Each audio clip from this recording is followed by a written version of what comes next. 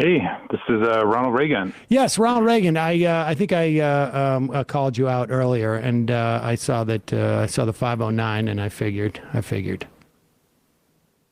Yeah, I'm just calling and bringing some of that SAPE to the show, statistically average penis energy.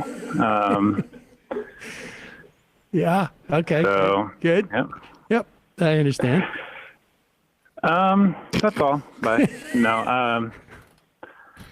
So you were talking about farm workers and exploitation, and I think sometimes I feel like, when I imagine these things, like it's not really a smoke-filled back room with, Kowalski and his friends going like, this is what we should do to the Mexicans, but it kind of actually is like that. There's a Farm Work Modernization Act, which is actually pretty close to passing the Senate. And the one hang up right now is that the Republicans are worried about a provision that would allow temporary ag workers to sue their employer. Mm.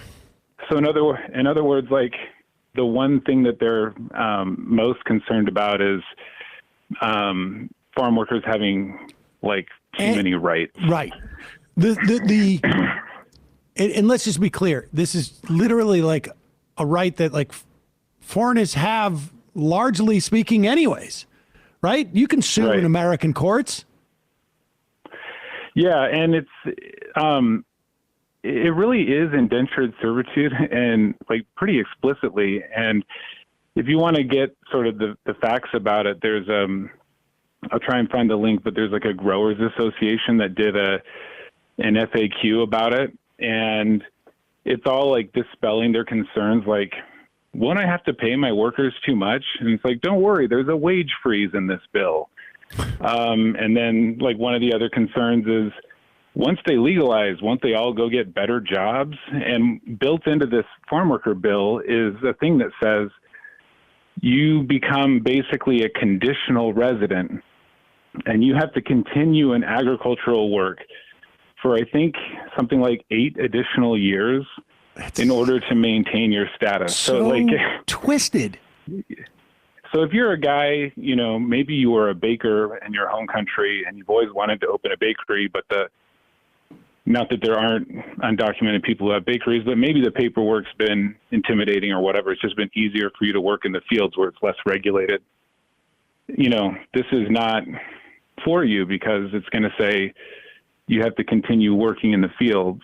And the thing that's like so messed up about it is for the farm workers, like the number one thing they want to do is go home and like visit their family in Mexico. Most of my clients are Mexican. So that's like the number one question, like work permits, green cards, like all that stuff would be nice. But people really just want like the right and the dignity to be able to travel. And like this does provide that. Like, so it's horrible and it's indentured servitude and it's all those things, but their bargaining position is so low that, I don't know. It's hard to explain. No, I get it. They don't have any leverage to get anything more than their, top priority, which is see my family. And right. So they're willing to trade any type of mobility in this country, any type of like physical relief. I mean, to work, I guess if you're 18, maybe like the idea of working, on the farm for 8 years in probably the worst conditions that will exist in the agriculture business in this country, you're like, I can do it. It's worth it. But if you're 35, you're 30 and you're contemplating that, it's going to be tough. But if you want to see your family, you'll do it. Yeah. And it's not even, a lot of these people are 60, they're 65, and they've been doing this their whole life. And yeah, so I think there is a little bit of a I haven't looked at the bill in a while. There's some sort of sunset, like, well, okay, if you're 60, then we only need 5 more years from you. It's something like that. I think. But yeah, so is it a smoke-filled room where people are going, let's exploit the Mexicans? Well, yeah, basically, right? Because they send lobbyists and they have these concerns like, hey, we need to be able to continue to have a workforce that is literally forced to work with us. And then what's cooked into the bill is basically to inject steroids into the temporary worker program, which is, a world right. of its own problems. So basically, like, let us keep these ones who are like hardworking and reliable, but let's phase them out for a workforce that is much easier to exploit than even these folks. So yeah, it's pretty bad. And I will say on reconciliation, it's awesome what got passed. I'm really happy about that. But last year, the House had basically like a full amnesty in their version.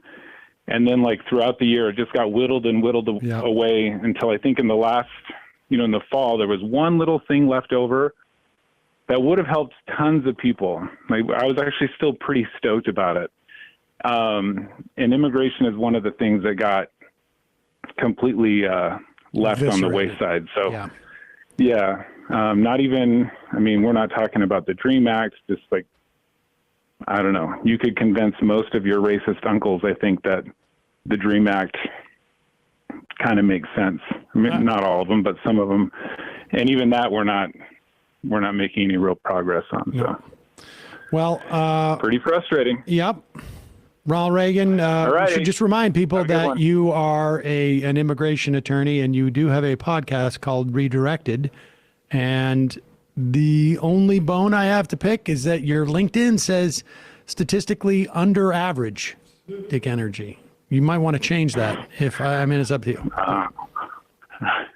Well, nobody wants to talk about girth these days, but technically, goodbye.